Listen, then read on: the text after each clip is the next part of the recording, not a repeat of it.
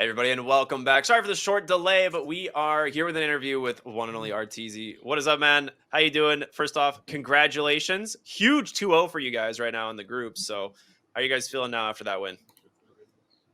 Hello, everybody. Yeah, we're feeling pretty good. This group stage has been pretty up and down for us. There's a lot of games I feel we could have won, probably should have won, and then there's probably a lot of games we should have lost, but somehow won. So overall, it's nice to get a 2-0. These 1-1s are getting it's too much.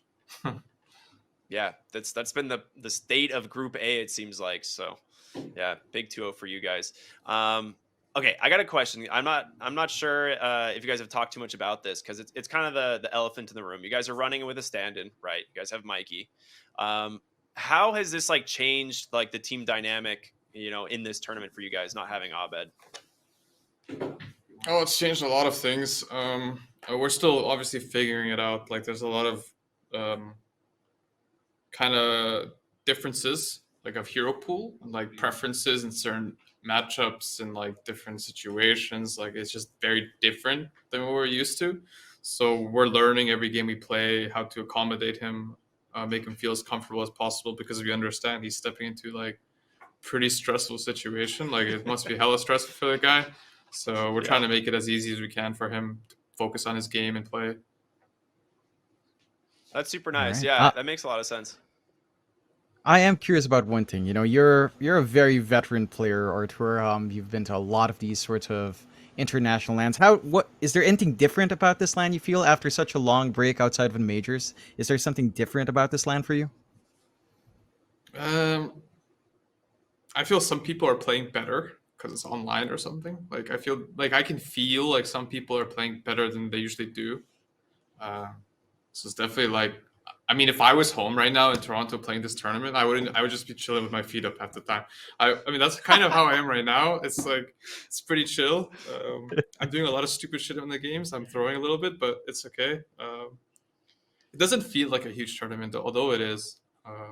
It just feels like, I don't know, you can throw pretty easily if you lose focus or lose discipline. Um, I don't know. I'm trying to I think. am It feels like when there was the COVID year, the COVID season, uh, we played like online NA regional tournaments or something like that. And that's how it feels, Hmm. Oh, basically. interesting. Okay. so kind of feels like going into the old Pro Series a couple of times there. Yeah, exactly. Yeah. It's like you don't really truly understand what you're playing for, like in terms of it's not some like prestigious thing. It's just like you're just playing some Dota games online, chilling at home, for most people. Yeah.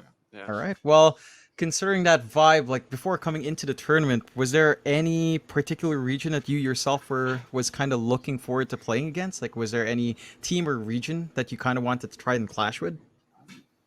Trying to bait me to say something about Europe right now, or what? I feel like it's a bait question.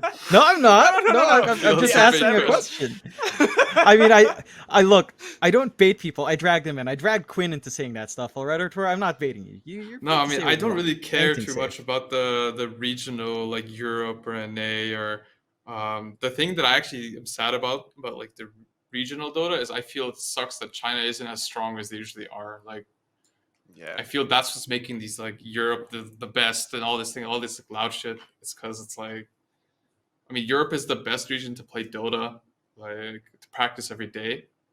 Like, if I was playing from Europe on low ping, playing the server, European server, every single day, I'd be pretty happy. But it doesn't necessarily mean that they're the best, But anyway, yeah, that's my answer to the question. It's a All fair right. answer. Um, so I actually was gonna have a similar question, so I'm gonna skip that one. I do have to ask though. You guys go back for the DK in game number 2 here. We've seen a lot of other people run Dragon Knight. They've run different builds, things that we haven't really seen. You kind of went back for like the standard Midas Manta that we saw Oh, have a lot of I had success no a idea few what I was matches doing. ago. Honestly, Really? Okay, so that's why I was this was curious. like I never played Doom a single time before this tournament. I never played DK at all. I don't really know. During the game, I had to check Skitter's item build. Like, I just hold Oh position my in god. lane. Like, I was playing against the Tide. I just sat there for a little bit, like 5 seconds. I had to quickly go check what Skitter bought. I was like, I tried to go through the Dota client, through the games. Um, I still messed it up. Apparently, I should have. I think he went BKB first, but I went Manta first, so I fucked up. So, Oh yeah. my god, that's so funny. That's great. That's the honesty I love to see. Thank you for that. But I mean, you made it look good, man. You owned on it, so congrats. It's pretty easy John, here. you have All you gotta another do is press question? like stun and ult and stuff. It's not that hard. That's true, I guess. Yeah. I have a tangentially related question here, Artur. We've seen this build somewhere before. How do you feel about a Radiance Rush DK on the safe lane? Do you think that's something you try?